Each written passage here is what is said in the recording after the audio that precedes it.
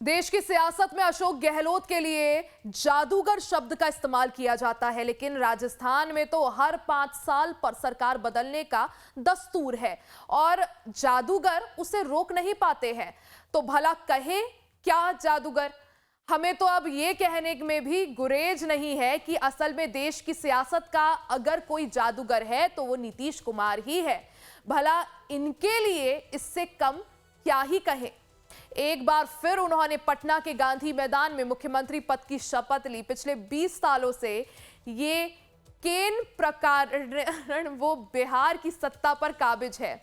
बड़ा भाई छोटा भाई वाला तराना नीतीश के सामने नहीं चलता। 2015 और 22 में आरजेडी बड़ी पार्टी थी, सीएम नीतीश ही बने। 2020 और 24 में बीजेपी बड़ी पार्टी थी, लेकिन मुख्यमंत्री नीतीश ही बने।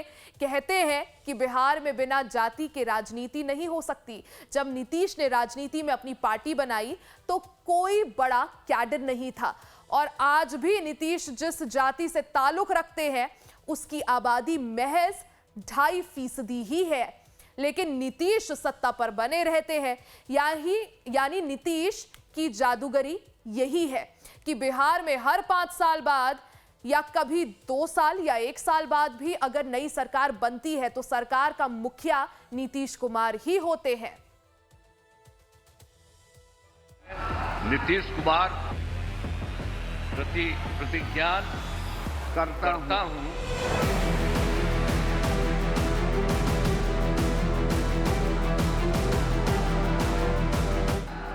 निश्चित तौर पर युग पुरुष हैं। बिहार में मोदी जी और नीतीश जी पे भरोसा किया है।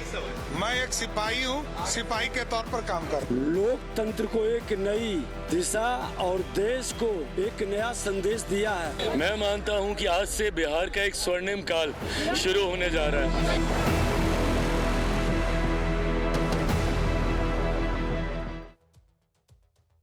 और ये भी जान लीजिए कि अगर उन्होंने 25 से 30 का कार्यकाल भी पूरा कर लिया तो वो करीब 25 सालों तक बिहार के मुख्यमंत्री रहने का रिकॉर्ड बना देंगे।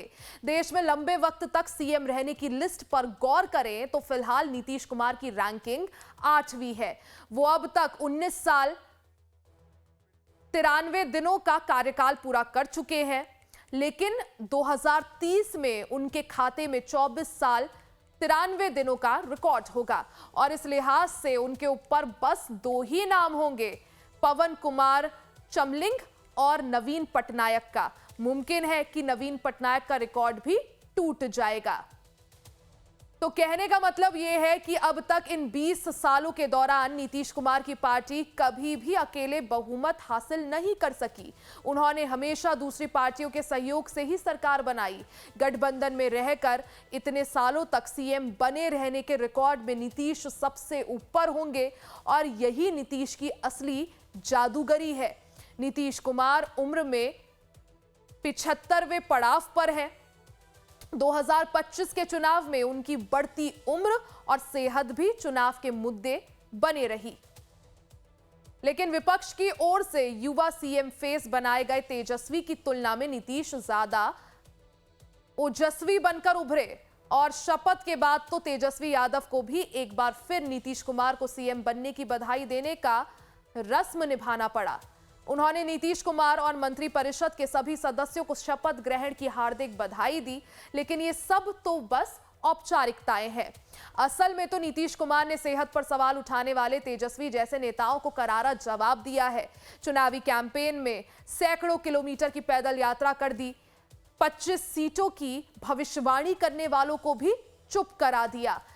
नतीजे के बाद बीजेपी से मोलभाव करने में भी चतुराई दिखाई। एनडीए का नेता चुने जाने के बाद ही सीएम पद से इस्तीफा दिया। नीतीश कुमार को पहली बार मुख्यमंत्री बनने का मौका अटल जी के जमाने में मिला था। तब बीजेपी ने पहली बार मार्च 2000 में नीतीश को समर्थन दिया और उन्होंने सीएम पद की शपथ ली।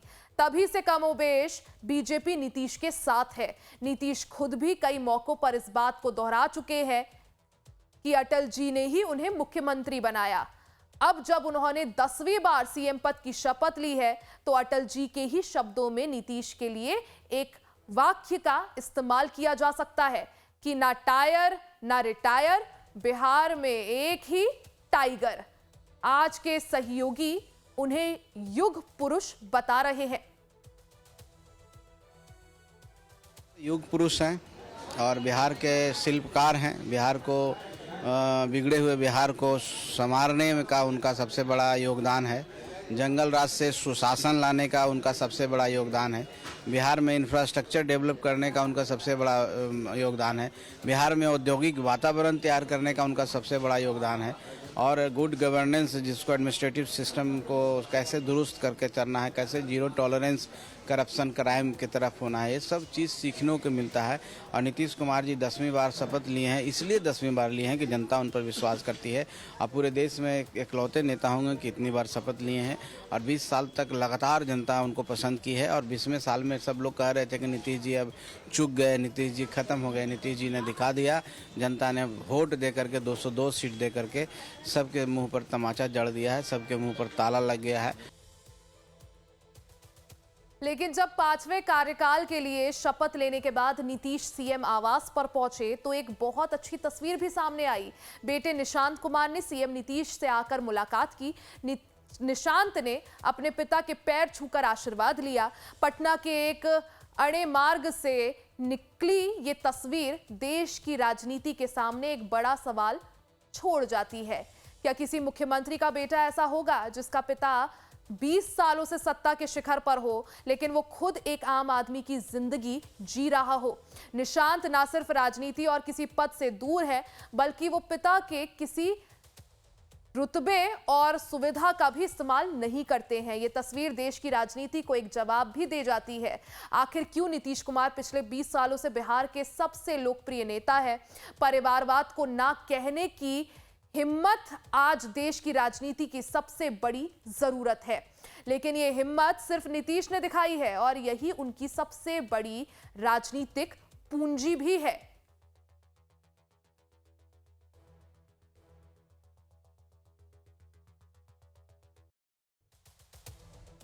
और अब उन बातों की भी चर्चा कर लेते हैं जो शपथ ग्रहण समारोह से निकल कर आई है। नीतीश समेत कुल 27 मंत्रियों ने शपथ ली। इसमें सबसे पहले परिवारवाद की छाप ही आपको दिखाते हैं, जिसकी चर्चा हमने कुछ सेकंड पहले ही की। नीतीश इसलिए मान्य है क्योंकि राजनीति की सबसे बड़ी बीमारी से वो अछूते हैं। जरा देखिए उनकी कैबिनेट, जिसमें 5 पार्टियों का समावेश है। कितने नेता परिवारवादी हैं वो भी समझिए। सम्राट चौधरी सबसे पहले, शकुनी चौधरी के बेटे हैं। शकुनी चौधरी पूर्व में मंत्री रह चुके हैं। इसके बाद दूसरा नाम है अशोक चौधरी का। महावीर चौधरी के बेटे हैं। महावीर चौधरी पूर्व में मंत्री थे। अब बात कर लेते हैं विजय कुमार चौधरी की। जगदीश चौधरी के बेटे हैं। दल सिंह सराय से विधायक थे जगदीश चौधरी, यानी इनके पिता। अब बात नितिन नवीन की। नितिन किशोर सिन्हा के बेटे हैं। पूर्व में विधायक थे नितिन किशोर सिन्हा। अब संतोष कुमार सुमन जितिन राम मांझी के बेटे हैं। केंद्रीय मंत्री हैं जितिन राम मांझी। श्रेयसी सिंह पूर्व केंद्रीय मंत्री दिग्विजय सिंह की बेटी है। मां पुतुल कुमारी भी सांसद रह चुकी है। दीपक प्रकाश उपेंद्र कुशवाहा के बेटे हैं। राज्यसभा सांसद है उपेंद्र कुशवाहा। तो देखिए श्रेयसी सिंह हो, इसके बाद दीपक प्रकाश की तस्वीर। उपेंद्र कुशवाहा के बेटे हैं। राज्यसभा सांसद है फिलहाल उपेंद्र कुशवाहा, एनडीए के सहयोगी हैं। इसके बाद रमा निषाद पूर्व एमपी अजय निषाद की पत्नी है। पूर्व केंद्रीय मंत्री जय नारायण निषाद की बहू है।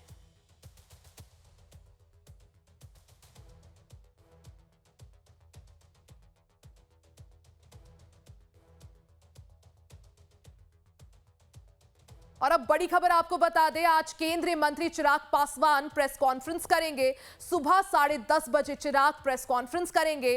पार्टी कार्यालय में चिराग पासवान की पीसी होगी। चिराग पासवान आज सुबह 10:30 बजे पार्टी कार्यालय में प्रेस कॉन्फ्रेंस करेंगे।